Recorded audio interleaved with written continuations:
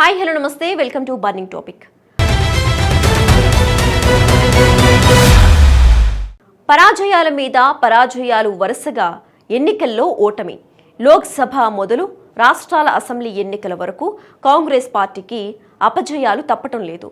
ఆ మధ్య మహారాష్ట్ర, ఇటీవల బీహార్ ఎన్నికల్లో ఘోర పరాజయాల తర్వాత మిత్రపక్షాలు కూడా దూరమయ్యే పరిస్థితి కనిపిస్తుంది.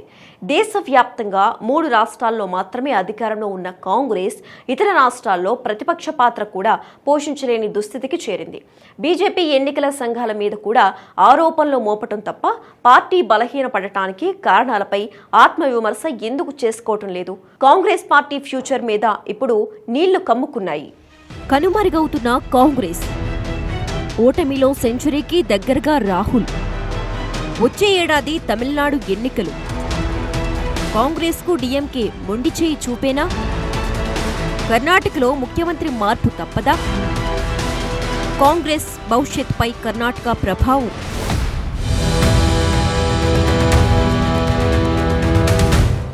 దశాబ్దాల పాటు దేశాన్ని ఏలిన పార్టీకి ఇప్పుడు ఏమైంది? లోక్సభ ఎన్నికల్లో వరుసగా 3 సార్లు ఓటమిని ఫేస్ చేసిన కాంగ్రెస్ పార్టీకి వివిధ ప్రాంతాల అసెంబ్లీ ఎన్నికల్లో కూడా చేదు అనుభవాలే మిగులుతున్నాయి. ప్రస్తుతం దక్షిణాది తెలంగాణ, కర్ణాటక, ఉత్తరాదిన హిమాచల్ ప్రదేశ్ తప్పిస్తే దేశవ్యాప్తంగా ఎక్కడా అధికారంలో లేరు. అసెంబ్లీ ఎన్నికల్లో వరుసగా అపజయాలు ఎదురవుతున్నాయి. చాలా రాష్ట్రాల్లో కాంగ్రెస్ పునాదులను కోల్పోయింది. అనేక పెద్ద రాష్ట్రాల్లో మిత్రపక్షాల మీద ఆధారపడక తప్పడం లేదు. కాంగ్రెస్ ఓటు బ్యాంకు కూడా వరుసగా తగ్గిపోవడంతో మిత్రపక్షాలతో బేరమాడే పరిస్థితి కూడా కోల్పోయింది.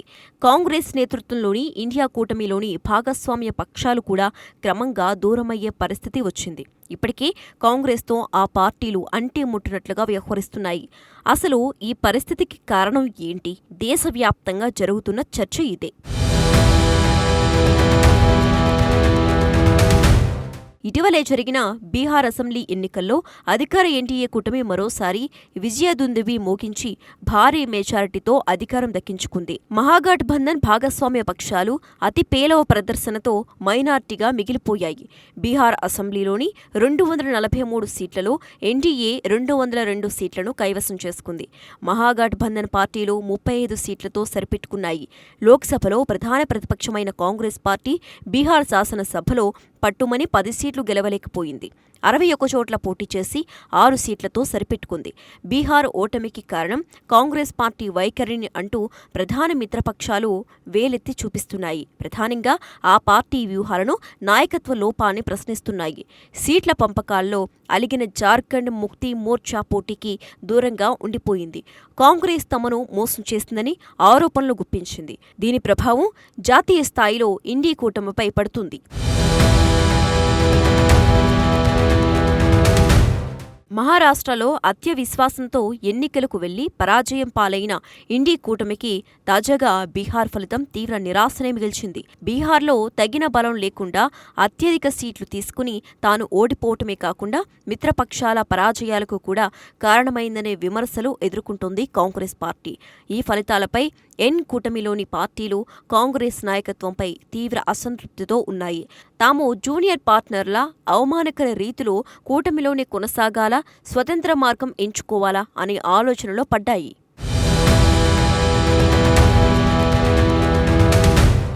బీహార్ ఫలితాన్ని వేకప్ కాల్గా అభివర్ణించింది శివసేన యూబీటీ. వరుస ఎన్నికల్లో కాంగ్రెస్ రాష్ట్ర యూనిట్లు ఏకపక్షంగా నిర్ణయాలు తీసుకోవటం వల్ల సమిష్టి వ్యూహం దెబ్బతిందని ఆరోపించింది. మిత్రపక్షాలతో జాతీయ పార్టీ సంప్రదింపులు లేకుండా ముందుకు వెళ్తే కూటమి నిలవదని హెచ్చరిస్తోంది. సమాజ్వాదీ పార్టీ అధినేత అఖిలేష్ యాదవ్ బీహార్ ఎన్నికల్లో మిత్రపక్ష కూటమి వ్యవహరించిన తీరు నుంచి లోపాన్ని ఎత్తిచూపారు. ప్రాంతీయ పార్టీలకు ప్రాధాన్యం ఇవ్వాలని, భవిష్యత్తులో ఇలాంటి జోక్యాలు జరగకుండా చూసుకోవాలని పరోక్షంగా కాంగ్రెస్కు హితవు పలికారు.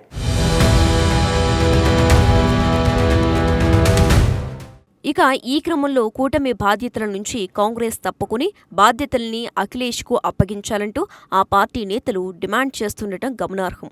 బీహార్లో ఎన్డీఏ విషయం కాంగ్రెస్ ఆధ్వర్యంలోని ఇండియా కూటమికి ఓ లెసన్ అని తమిళనాడు సీఎం డీఎంకే అధినేత ఎంకే స్టాలిన్ అన్నారు.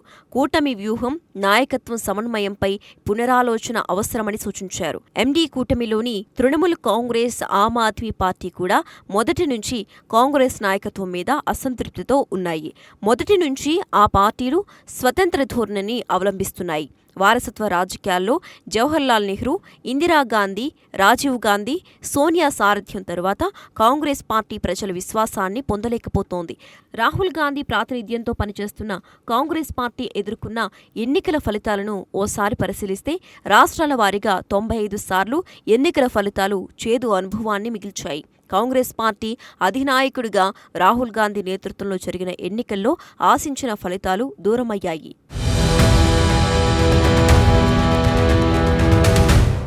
కాంగ్రెస్ ఓటమితో 5 అడుగుల దూరంలో సెంచరీకి చేరువయింది. 2004లో రాహుల్ గాంధీ తొలిసారి ఎంపీగా ఎన్నికై రాజకీయాల్లో ఎంట్రీ ఇచ్చిన తరువాత జరిగిన వివిధ రాష్ట్రాల ఎన్నికల సరళి ఆధారంగా ఈ లెక్కలను బీజేపీ బయటపెట్టింది. బీహార్లో బలహీన ప్రదర్శనతో కాంగ్రెస్ పైనే విమర్శలు ఎక్కువగా వినిపిస్తున్నాయి. మరీ ముఖ్యంగా ఆ పార్టీ అగ్రనేత రాహుల్ గాంధీని కార్నర్ చేస్తూ ప్రత్యర్థులు సెటైర్లు సంధిస్తున్నారు.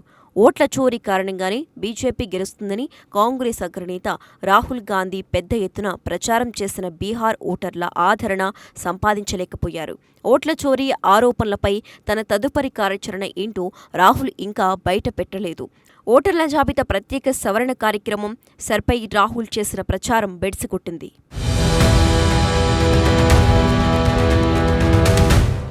సర్పై స్టే ఇవ్వటానికి సుప్రీంకోర్టు నిరాకరించింది. మరోవైపు 2026లో పశ్చిమ బెంగాల్, కేరళ, తమిళనాడు, అస్సాం, పుదుచ్చేరిలో అసెంబ్లీ ఎన్నికలు జరగనున్నాయి.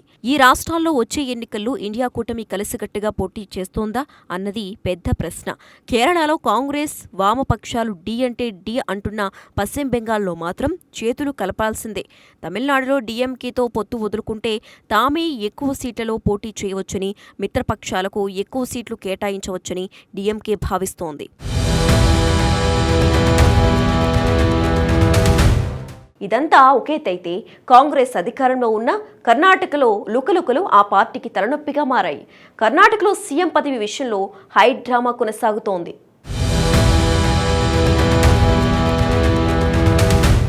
తాజా పరిణామాలను పరిశీలిస్తే సిద్ధరామయ్య సీఎం పదవి నుంచి వైదొలగటం ఖాయమని ప్రచారం జరుగుతోంది. ఈ పదవిలో డీకే శివకుమార్ను నియమించే ఛాన్స్ అయితే ఉందని ఊహాగానాలు ఉన్నాయి. డిసెంబర్ 1న ప్రారంభమయ్యే పార్లమెంటు సమావేశాలకు ముందే సీఎం మార్పుపై కాంగ్రెస్ అధిష్టానం నిర్ణయం తీసుకునే అవకాశం ఉన్నట్టు తెలుస్తోంది. రాష్ట్ర నాయకత్వంలో మార్పులు జరగొచ్చని ఊహాగానాలు సాగుతున్న వేళ డీకే శివకుమార్కు రాహుల్ గాంధీ నుంచి మెసేజ్ రావటం ప్రాధాన్యతను సంతరించుకుంది.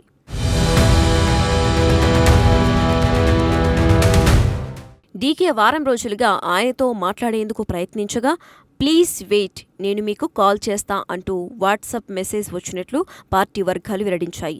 దీంతో పరిస్థితులు డీకేకు అనుకూలంగా మారినట్టు స్పష్టమవుతోంది.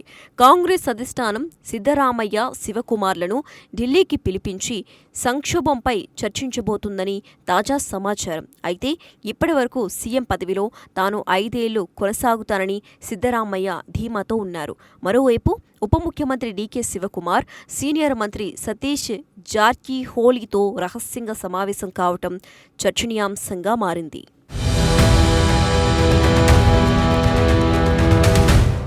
సిద్ధరామయ్య రాజకీయ వారసుడిగా మైనార్టీలు, వెనుకబడిన వర్గాలు, దళితుల ఓటు బ్యాంకు బలమైన నేతగా భావిస్తున్న జార్కిహోలీతో డీకే భేటీ కావటం ప్రాధాన్యత సంతరించుకుంది. మరోవైపు సీఎం పదవి కోసం పోటీ పడుతున్న మరో నాయకుడు పరమేశ్వర కూడా అధికార మార్పిడి జరిగితే శివకుమార్ను సీఎంగా అంగీకరిస్తానని ప్రకటించారు. కానీ కర్ణాటకలో పరిణామాలు కాంగ్రెస్ అధిష్టానాన్ని తీవ్రంగా కలవరపరుస్తున్నాయి. ఈ పరిణామాలు త్వరలో జరగనున్న ఇతర రాష్ట్రాల ఎన్నికలపై పడే ప్రమాదం ఉందని ఆందోళన వ్యక్తమవుతోంది. సో ఏం జరుగుతుందో తెలియాలి అంటే వేచి చూడాల్సిందే.